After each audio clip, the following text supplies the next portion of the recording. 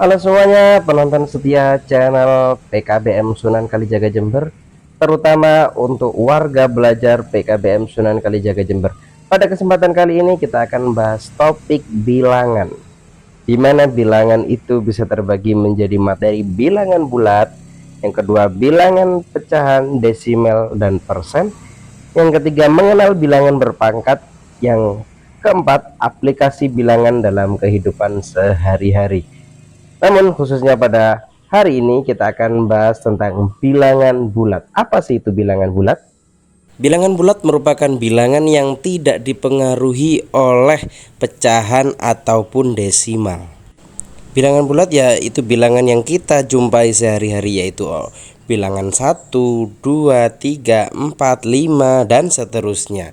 Itu untuk bilangan bulat positif. Namun kalau misalkan kita menggunakan sumbu koordinat, maka kalau ke kanan itu arahnya positif, ketika ke kiri, jadi dari 0 ke kiri itu namanya bilangan bulat negatif. Semakin ke kiri bilangannya itu berarti nilainya semakin kecil, ketika ke kanan itu berarti nilainya akan semakin besar. Kita langsung ke contoh soal. Contoh 1.1. Susunlah bilangan berikut dari urutan terkecil hingga terbesar.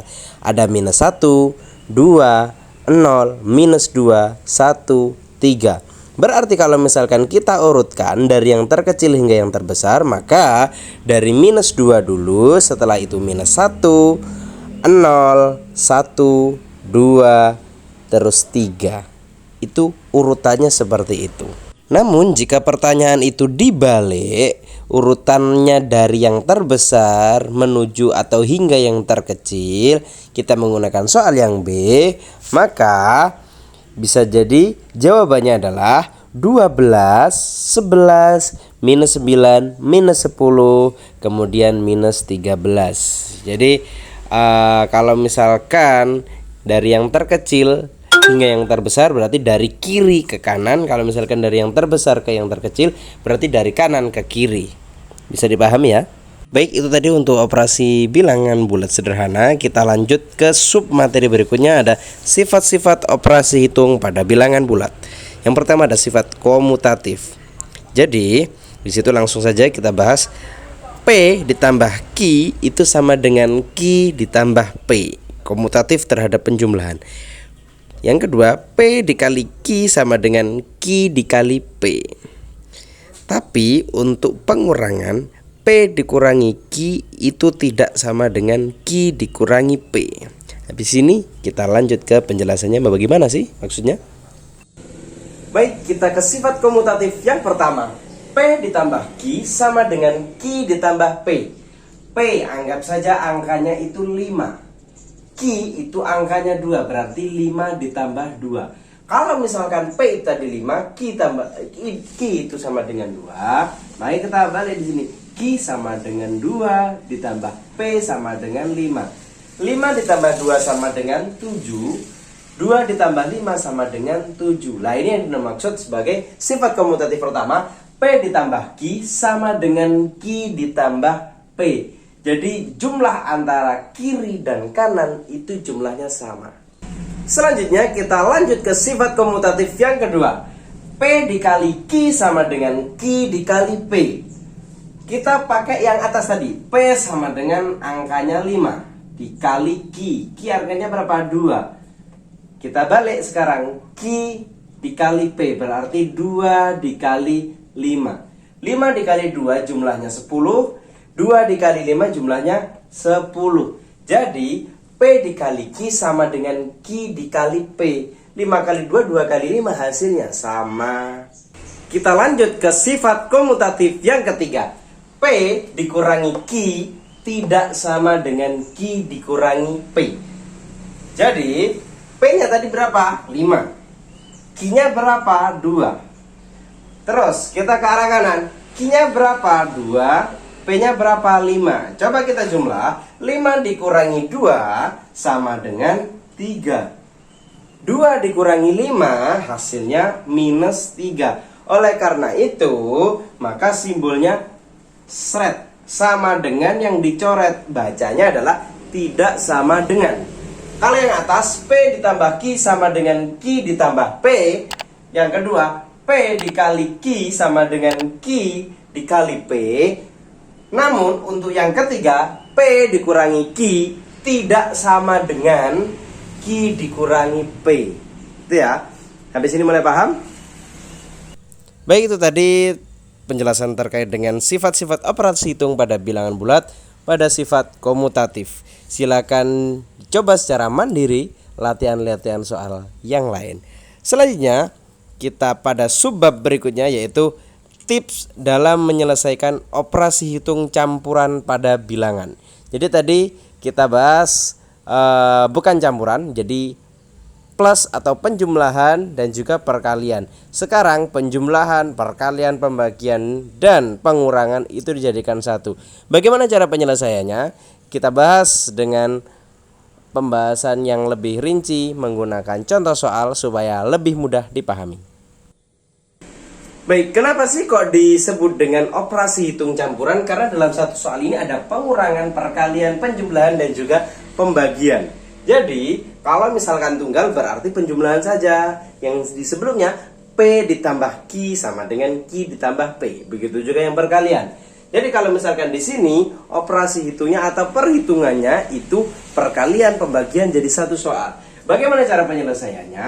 Jadi, ketika ada soal seperti ini, yang dikerjakan terlebih dahulu itu adalah perkalian dan pembagian. Baru nanti kita melakukan penjumlahan dan juga pengurangan untuk penghitungannya.